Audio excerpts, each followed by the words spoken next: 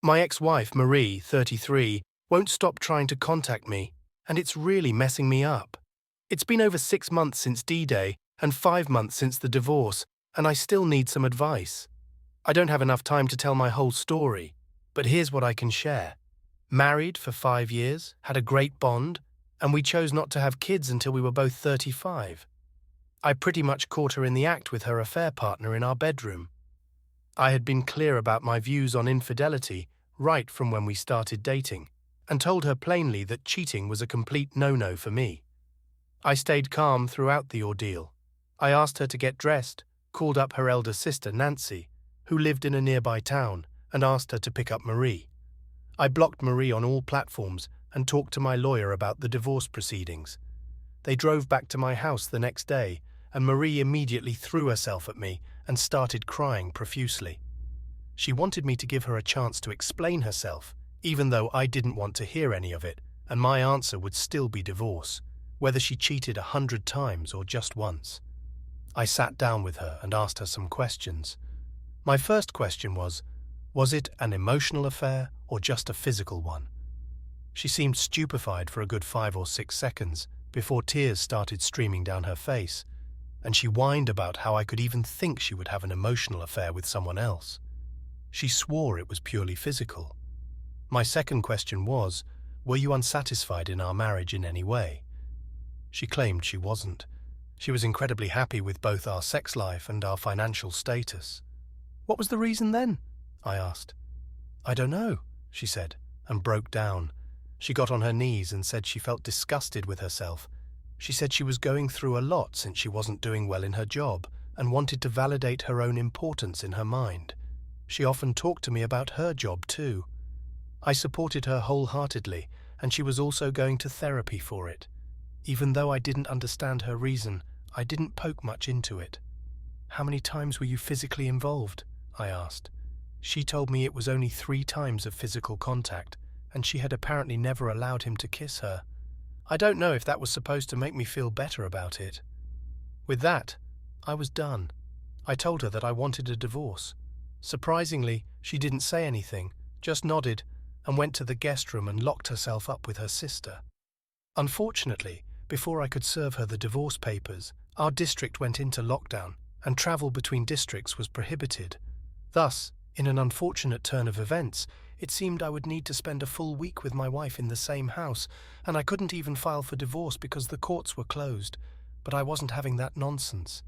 I decided to move out and live in my neighbor's house instead, and that helped somewhat. I would still see her every day with dark circles and swollen eyes. She looked nothing like before. One day she got too drunk, and I heard her shouting in a room, "I disgust you, don't I?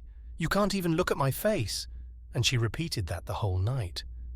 Another day, I bumped into her talking to someone on the phone on the footpath in front of her house, and she immediately started freaking out and screamed, "I wasn't talking to him, I promise. It was just my colleague from work." A while later, she seemed to realize her mistake and walked away without another word. A week later, they moved away, and I moved back into my house. I got done with the divorce about a month later. Bizarrely, she didn't demand anything from me in the settlement. 6 months later, she would still text me and call me sometimes. She once drove over 50 miles to see me when I was ill with COVID. I've not been doing very well. I still love her, and the way she was truly mournful of her mistakes sometimes almost made me feel for her again, but at other times I just wanted to cut her off completely and start fresh. I'm not sure if I would be able to love or marry again, but I did get along with a few hookups in the last 2 weeks or so, and to be honest, it does feel better somewhat. I don't know if I can move on if we keep talking. I have told her not to talk to me, but she doesn't listen. Should I just block her everywhere? I really don't want to hurt her, but she hasn't left me any option. What should I do? Let's check in with some comments before the update. Throwaway Bid 61 says, "It is to your credit that you don't want to hurt her. That indicates that you're a good person, but she hurt you badly, destroyed your marriage, lied to you, and betrayed you. You need to cut her off completely and block her everywhere." Rick Decker, 1982 says, "Of the things I'm certain I know for sure, high on the list is that every person who cheats knows exactly why they did it. The reason is they wanted to cheat more than they wanted the relationship they were already in." Everything else is just semantics and rationalizations. You've done the hard part. It's over. Let it be over. She's someone else's problem now. You may still love her, but she stopped loving you the minute she thought cheating was okay, if she ever loved you at all. See, love is also a verb.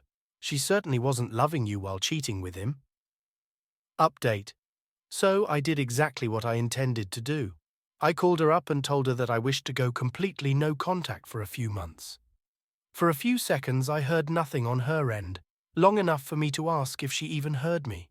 She said she did hear me and started fumbling for words. Once again, I explained to her that it wasn't her fault. It was just me who was finding it difficult to move on with my life if we kept talking. She said she understood and promised not to contact me. Before hanging up, she asked if I was planning on completely cutting her off. I bluntly told her that I wasn't planning to do so at the moment, but might change my decision in the future. She told me it was all right, that I deserved to do whatever I needed to get over it, and said she would try to find a new job during these months. With that, I bid her farewell and proceeded to block her on all platforms. A few hours later, her sister called me up.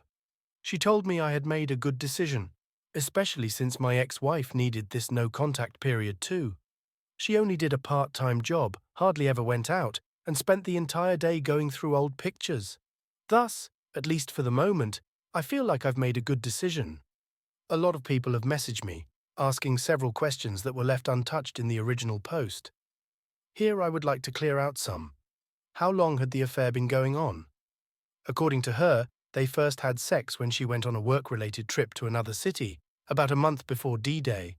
Now, she claims there was no sexual tension between them before this trip. But on the other hand, they had been working together in the same office for about 3 months, so I can't tell if she's lying.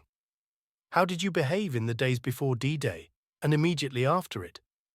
In the few weeks before D-Day, when her affair was ongoing, I didn't notice anything out of the ordinary. I am generally a very perceptive individual. The usual signs of an affair, such as increased conflict, anger, blaming, and trying to keep one's phone close by at all times. J. I didn't notice any of it with her. She only grew quieter every day. I figured it was because of the problems she was facing at work and had a good talk with her. She hugged my chest and cried for several minutes, and I did my best to comfort her. We also had a lot of sex that week, as we usually did every week. I feel kind of embarrassed saying this, but we did a role play of her as a criminal and me as a policeman who caught her and then had forceful sex with her. It was her idea. In hindsight, it does make some kind of sense now, though it kind of messes me up. Apart from that, I noticed nothing out of the ordinary. On the day of discovery, she was dazed throughout the ordeal. It seemed her brain was switched off. She just looked at me with wide eyes, tears streaming down, and just nodded when I told her to wait for her elder sister while I left back to work. Later, my sister-in-law called me up to tell me that my ex-wife was nowhere to be found. I was preparing to go out in search of her, when she called again to tell me that she found my ex-wife walking around in a daze around her neighborhood. She was either searching for me or for her affair partner. I don't know which. In her sister's house, she also tried to harm herself physically, but then calmed down and had some rest. Is she still talking to her affair partner? This is one point that I failed to mention in my original post. She quit her job immediately after D-Day. According to her, she couldn't bear to see her affair partner there every day. I had anticipated that she would use this opportunity to ask for a heavy stipulation from the divorce, which made it even more bizarre that she didn't. Was she really talking to her affair partner on the phone when you stumbled upon her on the footpath? Frankly, I don't know and I haven't asked. How was your relationship after the divorce? We did have a no-contact period of about 1 week after the divorce. Later, she called me up and asked if I could consider keeping a friendly relationship with her. I saw no harm in it, so I agreed. It was a tough time, but I needed to move forward. We agreed not to talk about the divorce or our married life. We just asked each other about work and how we were doing. As for the frequency of contact, it was minimal VDJ 1 or 2 texts per day maybe, and sometimes none for days. Sometimes we would talk over the phone, but not for long periods. We never met physically. She did drive over once when I was ill, but she wasn't allowed to actually meet me physically because I was in the isolation ward. Have you tried therapy?